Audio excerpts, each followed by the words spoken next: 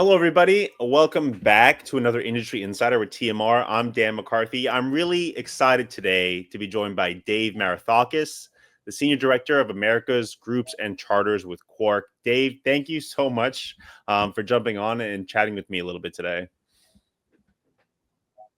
Yeah, absolutely, Daniel. Appreciate the time and the opportunity to give everyone an update of what's going on with Quark. Yeah, so we've done a bunch with Quark with your team over the past year or so, and I know Expeditions trending pretty heavily with consumers from North America in particular.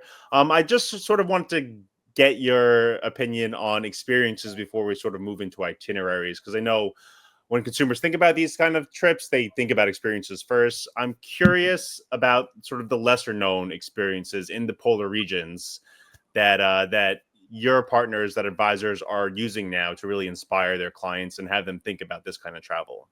Yeah, absolutely. So look, from the edge of the earth, literally where we go as a business, there are some really, really cool experiences and opportunities to not only take you to a part of your adventure side of you that you probably weren't thinking about, but also the cultural as well. So we do have some great experiences in our portfolio at the moment, such as stand-up paddleboarding in Antarctica. You know, not only are you trying to keep your balance, but the penguins and the whales and everything's around you in the water, which is really cool. And then also up in the Arctic, you know, it's a phenomenal program, our Tundra to Table, where we're getting local Inuit chefs in either Greenland or Canada coming on board and showing their story through food, and they're really telling their culture through the cuisine that they cook, all sourced from their local communities, and elevating it to a luxurious experience for our guests. So those are just two really quick, cool experiences that we're currently offering on our trips. And, you know, then we've also got our camping, mountain biking, you name it. So many different type of unique one-off experiences our guests can have. Yeah, you know, it's interesting. I don't think much about culinary when I think about these expedition cruises and these expedition itineraries, but it is something that Quark obviously has their eye on. So it is interesting to hear that. What I do think of pretty regularly when I consider these kind of trips is active adventures, kayaking, hiking, sort of the helicopter assisted activities, things like that. I'm curious, like, what destinations are big when it comes to these kind of active itineraries or active adventure experiences when you're on shore.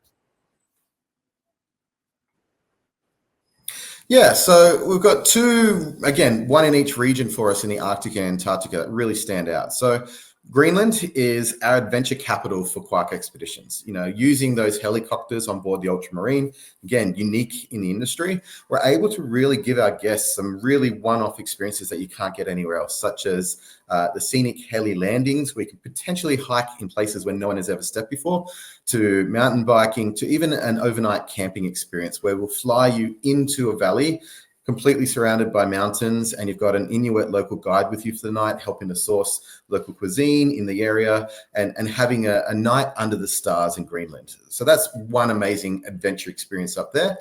On the southern part in Antarctica, again, utilizing the helicopters on board the Ultramarine, we go to Snow Hill. And again, that's such a unique experience that not many people can have, because they either need an icebreaker or the helicopters to get there, and there aren't that many in the industry these days.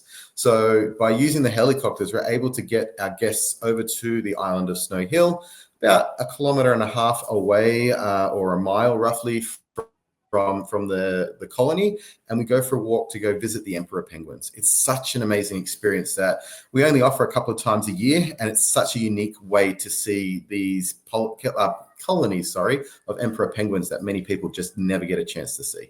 Yeah. I think the emperor penguins, I assume they drive a lot of interest in these itineraries. That single experience probably catches a lot of people's eyes, and it's a bucket list experience, I know, for so many consumers as well. 100%, absolutely. Yeah. It's one of those one-offs that not many people can actually experience or offer in the first place. Yeah, so I know I mentioned, I know these itineraries are gaining more popularity with consumers. They seem more accessible with itineraries for someone like Quark offers. I'm curious when it comes to diversity of the regions. I know there's a lot of education with consumers, and I know explaining the different diversity in these regions is an important part of that. I'm curious if you tell us a little bit about the itineraries that allow travelers to experience that diversity, to experience multiple distinct regions in a single itinerary. Yeah. So we've got a couple of itineraries in the Arctic that really are quite unique because of the different areas that we're visiting along that journey. So we've got some itineraries that go up to Svalbard, which is the northern island of Norway up in the north there, with the home of the polar bear. And then from there, it also travels and journeys down to Iceland. Again, another unique landscape and cultural experience in that space. You don't have a lot of human interaction per se up in Svalbard because you're getting away from the colonies and the people. And then you've got that immense culture down in Iceland as an experience. And then similarly, as you go up to Greenland in the Arctic, same thing again, completely different community experience, landscapes, wildlife. It all changes every step of the way. On the south side in Antarctica, we've got normal itineraries down to the peninsula, but we also go through the Falkland Islands and South Georgia as well. And again, those two areas are quite unique as opposed to what you're going to experience on the Antarctica Peninsula. So you're getting a different group of wildlife, you're getting different cultural, different historical purposes of those islands. And it's really giving quite a varying difference between what you're going to see down on the peninsula to what you're getting on those two little islands across near the tip of Argentina. So really, really diverse opportunities for our guests to experience. And we offer each and every one of those on our Quark Expeditions.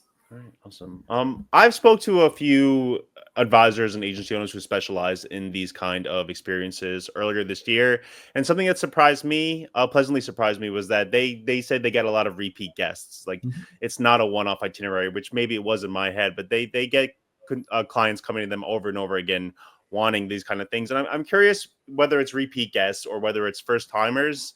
What are the sort of the under the radar itineraries that Quark is offering now that advisors can maybe talk about with their clients in order to sort of drive those offerings in competitive market? Yeah. So in the Antarctica, we do have quite a diverse itinerary schedule for even only having a couple of destinations that we visit. I think one of the most hidden gems that we sort of have introduced is Patagonia. So we actually have started running a Patagonia itinerary for the last couple of years, and we're going to places within that region that you can't actually access by land or air. It's only by the ships. So we're really taking our guests to a unique part of the world that really you can't get to otherwise. And then additionally, again, I have to go back to that snow hill opportunity. That is a one-off unique experience that not a lot of many guests are going to be able to accept. And then when we move up to the Arctic region, we're talking about the Canadian High Arctic. That is such a cool area that not many people think of, going out of Resolute and then going through the Hudson Bay area. But we have a really cool itinerary that will go through the Northwest Passage down to St. John's in Newfoundland. And what's amazing about that itinerary is that we go through the Torngat National Park, another phenomenal national park in Canada that, again, you can only get to by sea or by air. So by using the ultramarine, we actually tick both of those opportunities off by using the helicopters as we're on the water. So some really cool, unique itineraries up there for us.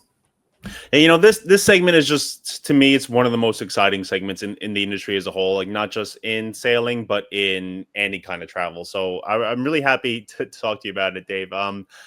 Before I let you go, is there anything else you want travel advisors to know about Quark? Anything you want them to keep an eye on or keep informed about moving forward?